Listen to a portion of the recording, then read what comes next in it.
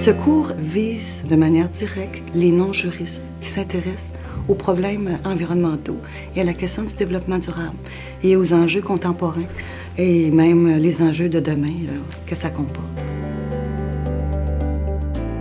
Alors, nous avons décidé de créer ce cours parce qu'on était tout à fait conscients que les problèmes environnementaux, ils font la manchette un peu partout dans le monde et que les questions de droit de l'environnement intéressaient pas juste les juristes, mais également une très, très grande variété de personnes, voire à peu près tout le monde.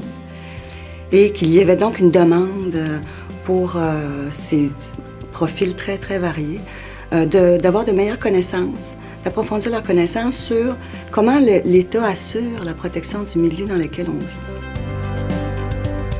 Donc, on a constitué un cours qui comporte 13 modules qu'on a organisés en 3 parties. La première partie vise des aspects généraux du droit. Donc, c'est des non-juristes. Il faut leur expliquer qu'est-ce que le droit. Le second module s'intéresse aux aspects juridiques du contrôle de la pollution. À cette occasion, les étudiants sont initiés au partage des compétences sur les questions environnementales dans la Fédération canadienne. Ça leur permet ensuite de suivre certains éléments de l'actualité.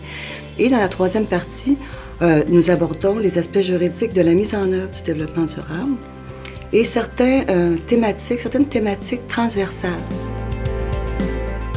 Donc, le défi, c'était d'être accessible, de rendre la matière accessible à des non-juristes. Je crois donc que nous avons réussi à permettre à un grand nombre de personnes qui ne sont pas juristes de comprendre les enjeux juridiques qui sont derrière plusieurs débats, plusieurs problématiques qu'ils constatent dans les journaux chaque jour. C'est une grande reconnaissance lorsqu'on reçoit un prix de nos pairs. Et ça nous encourage à poursuivre parce que ça demande quand même du travail de faire un cours à distance, surtout lorsqu'on met l'actualité très présente dans un cours, donc on doit le mettre à jour souvent. Mais ça nous mobilise.